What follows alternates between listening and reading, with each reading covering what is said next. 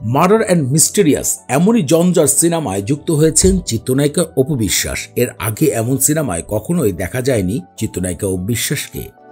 সম্পাদিক তিনি জানিয়েছেন তার বিপরীতে নায়ক হিসেবে থাকছেন নূর সজল।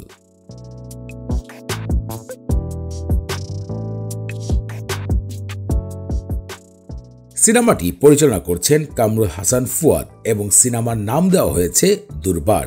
এটি মার্ডার কেসকে ঘিরে পুরো সিনেমাটিকে সাজানো হয়েছে আর এমনটাই গণমাধ্যমে জানানো হয়েছে।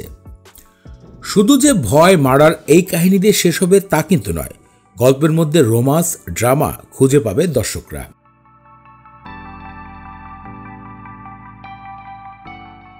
চিত্রনায়িকা অপু বিশ্বাস সর্বশেষ নিজের পরিচালিত সিনেমা লাল শাড়ি সেখানে অভিনয় করেছিলেন, তবে সিনেমাটি দর্শকদেরকে আকর্ষণ করতে পারেনি। এরপরে দীর্ঘ 2 বছর সিনেমা পাড়ার থেকে দূরে ছিলেন এই অভিনেত্রী। ঢালিউডের সবথেকে জনপ্রিয় নায়িকা এবং ঢালিউড কুইন হিসাবে নিজেকে প্রতিষ্ঠিত করেছেন অপু বিশ্বাস। তবে দীর্ঘ 2 বছরে কোনো ধরনের সিনেমা পাড়ায় তার উপস্থিতি লক্ষ্য করেনি ঢালিউডের ফ্যান ফলোয়াররা। এবার নূর সজলের বিপরীতে অপু বিশ্বাসকে দেখে অনেকেই বলছে ভালো কিছু অপেক্ষা করছে তার ফ্যান ফলোয়ারদের। অবশ্যই ভালো একটি সিনেমা তৈরি করে উপহার দিবে পরিচালক কামরুল হাসান ফুয়াদ।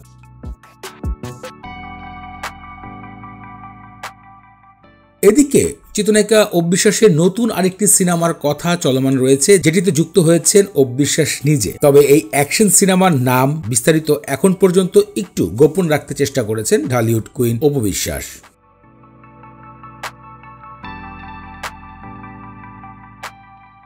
এই সিনেমার গানের জন্য চুক্তি করা হয়েছে বাংলাদেশের জনপ্রিয় গায়ক ইমরান মাহমুদুল, কণা, বেলাল খান। এই 3 জনের যৌথ গান থাকবে এই সিনেমার 3টি গানে। আগামী ঈদ উল ফিতর উপলক্ষে সিনেমাটি তৈরি করা হচ্ছে।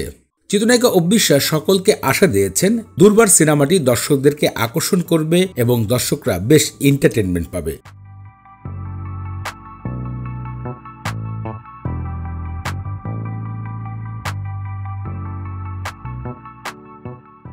ঢালিউড এবং সিনেমা জগতে এরকম আরো ইন্টারেস্টিং বিষয় জানার জন্য আমাদের ইউটিউব চ্যানেল মুভি নিউজ বাংলাকে সাবস্ক্রাইব করুন।